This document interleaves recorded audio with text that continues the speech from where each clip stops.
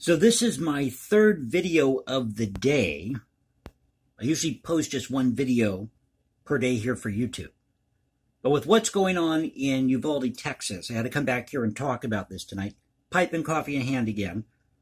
Smoking a this and that blend tonight out of one of my new corncob pipes. But let's get to the issue of the day. I know you all like it when I talk about me having my corncob pipe and my coffee with me. I'm more in a relaxed mood when I do these videos that way. And pardon the graphic here, the graphic if it's not done perfectly here or not centered right.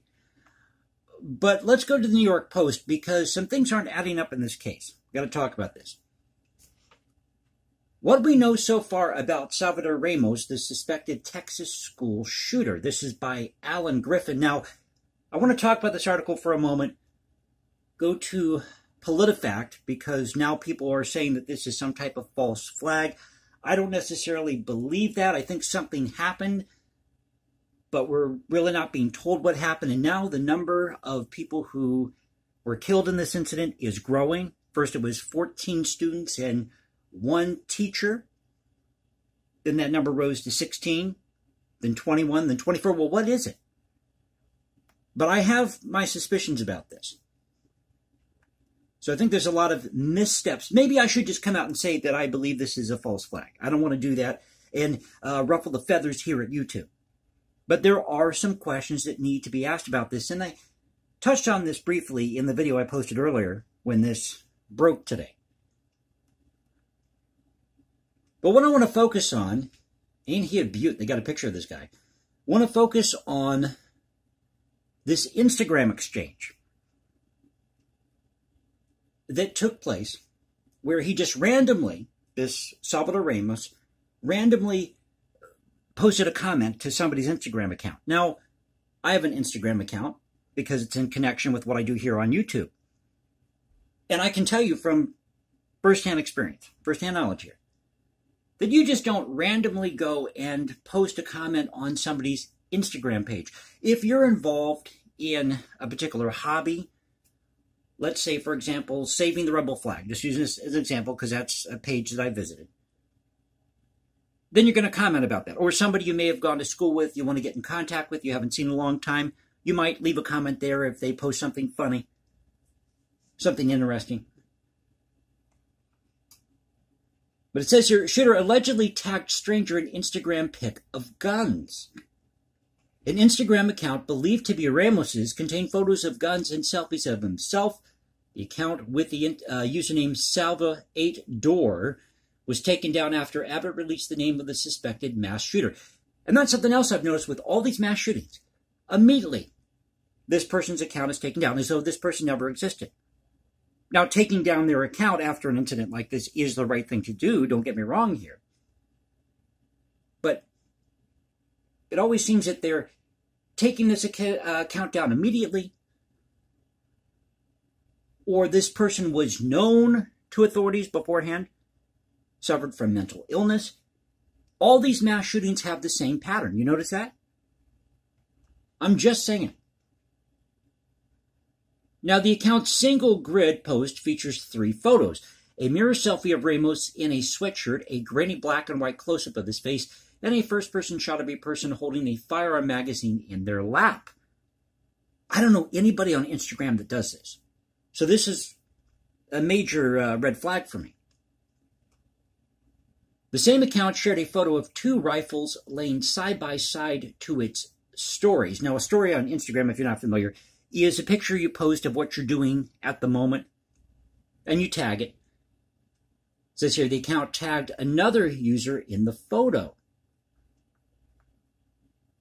And I always love this with these mass shootings. They always have these pictures of these guns, which are laid nice and neatly next to each other. Seems like it's all cropped and ready to go. The next to that, they've got a shot of him with a magazine in his lap. More of a crotch shot. Again, I don't know anybody who does this. Of course, we're not dealing with anybody here. We're dealing with some crazy loon. Now, I'm not going to give out the name of the user who Salvador Ramos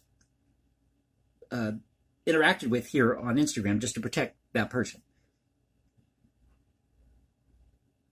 But it was a woman who said that it was a total stranger who tagged her in the gun photo and messaged her that, quote, he got a little secret. The Instagram user, who said she doesn't live in Texas, questioned why he tagged her in the pic of the rifles and said she found it scary that he tagged her. You're going to respond to my gun pics at Salva8Door. Direct message the girl on May 12th.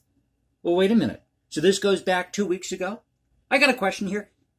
Because these Instagram messages that he sent this person are pretty odd, pretty out there. And she responds, what your gun's going to do with me, or what your gun's, pardon me, got to do with me. Just wanted to tag you, he said back. Then at 5:43 a.m. Tuesday at Salva8Door, message her, I'm about to. The girl asked, about to what? To which he answered, I'll tell you before 11, and so on and so on. Goes on to say he never told the girl his secret. His last message was at 9:16 a.m. I'm air out. None of this makes any sense, whatever he posted here. But I've got a major question here. Why didn't she contact the authorities immediately when she started getting these odd responses or text from this user that she doesn't know here on Instagram? Just a question, just a question. So that's the response on Instagram. This is at the New York Post. Now, if we go to Channel 2 in Houston, it says here, click to Houston. Suspect info. New details obtained about 18-year-old shooter who officials say killed 19 students, 2 adults at Texas elementary school. Salvador Rolando Ramos is said to have purchased 2 weapons in the week prior to the rampage. I probably should have come here a little more prepared, but, you know, this is all unfolding in real time here. So, hey, you got to work with what you got, okay? Uvalde, Texas, KPRC2 investigates, has learned more information about the teenage gunman who went on a devastating rampage in an elementary school in Uvalde, Texas, Tuesday afternoon, killing 19 students and 2 teachers. Again, that account, or the count has gone up to 24 people. According to officials, 18-year-old Salvador Rolando Ramos, there I got it right, is the person who police believed acted as a lone shooter in the incident at Robb Elementary School. Now, it's odd when you look at this picture of the elementary school. It looks deserted. You don't see any cars in the parking lot. It's just like an empty field or front part of the school, and there's a school in the background. You see the signage for the school in the front, and then they've got this mugshot, which looks like a composite sketch or CGI of Salvador Ramos, who in this in this photo looks younger than he does in the photo that was posted to Instagram. In the Instagram photo, he looks like he could be 25, possibly 30. In this photo, he looks definitely like 17, 18 years old.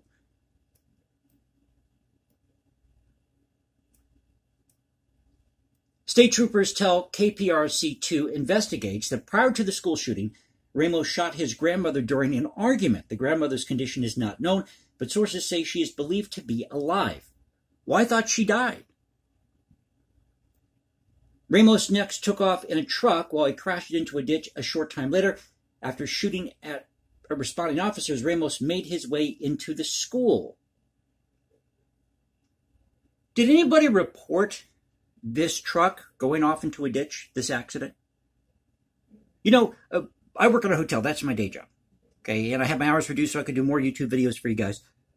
But if there was somebody circling our parking lot 5 or 6 times in an hour, you better believe that I'd be calling the cops, saying, hey, we got some guy in the parking lot, or somebody's driving around 5 or 6 times in the parking lot. I think this looks suspicious. One night I actually had this happen. I was out having a smoke, and I heard this odd sound, someone driving over the bridge. There's a bridge right in front of where our property's at. And you could hear their tires screeching, and they were swerving. You could see them swerving from side to side. They're going really fast down the bridge. And this bridge leads into town. So as they're coming off the bridge, they skip the curb and they hit a tree. And I thought I saw somebody get out of the vehicle and run in one direction. But I didn't realize that till later because it happened so fast. But I immediately called the cops. I didn't wait 2 hours to call the cops and say, hey, somebody crashed their car across the street or in the park across the street into a tree. Quote, at that point, he made entry into the school, shooting children, teachers, anybody that was in his way. He was shooting people that were in front of him, said Lieutenant Chris Oliveris with the Texas Department of Public Safety. I can't get the lighting fixed in here. It's too bright for me. Tuesday evening, KPRC2 Investigates obtained the following additional information from a source with close knowledge of the events that took place in Uvalde. The source reports that according to the Bureau of Alcohol, Tobacco, and Firearms, who should not be getting involved with this to begin with, this is a local issue. Let the local authorities handle this. We need to get rid of the ATF, period. That the suspect legally purchased 2 AR platform rifles at a local federal firearms licensee on 2 separate dates, May 17th, 2022, and May 20th, 2022.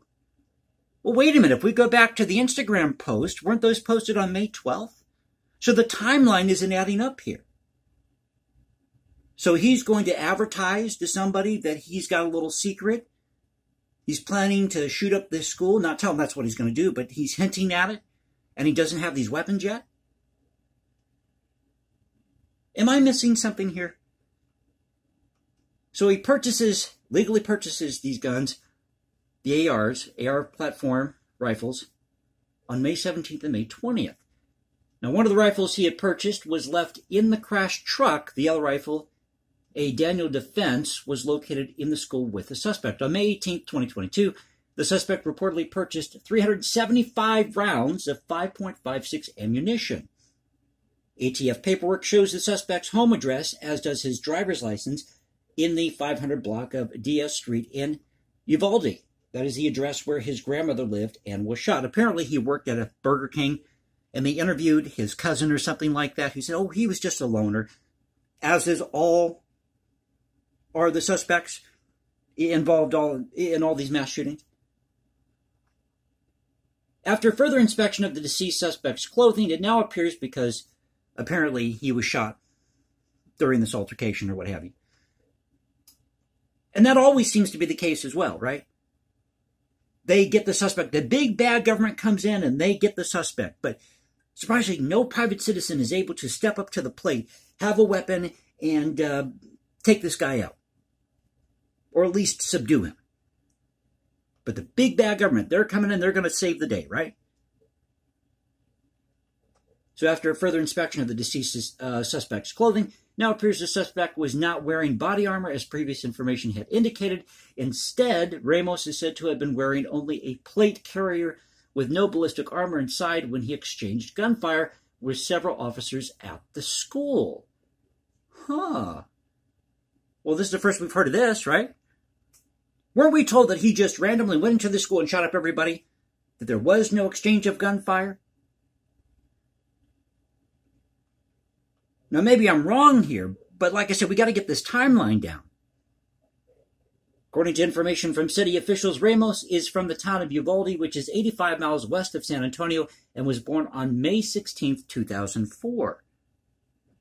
So it seems that this is all happening around his birthday.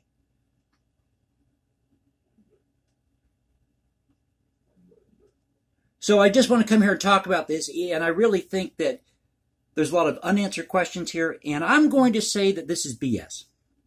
This is another attempt by the government to either talk about gun control or, like I said, I'm not going to call this necessarily a false flag, but it's leaning that way, and I'm kind of leaning in that direction, but I don't want to say that's what I'm doing here because I'm trying to just ask the basic questions here because certain things, as with all these mass shootings, certain things don't add up.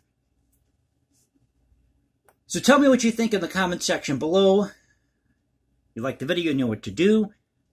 You can catch me at Instagram, #JasonComposes on Instagram, or Go ahead and read my thread at Culture Confederacy on Twitter. So Culture Confederacy saying, peace out, stay safe, everybody. God bless this great country. And if we're going to stop these mass shootings, we need to start asking some serious questions. That's why I'm doing this. Because you start asking the serious questions, I can guarantee you that who's ever behind this, if the government is behind this, and you've got people that are coordinating these quote-unquote mass shootings, making mock mass shootings because they have a political agenda that they want to get across, that they will stop once people start asking questions. And guess what, YouTube? Guess what, Google? It's my constitutional right to debate this issue. It's called free speech. If you don't like it, well then, come to my channel and let's talk about it. Let's discuss it. So Culture Confederacy saying, peace out, stay safe, everybody. God bless this great country, and I'll catch you next time.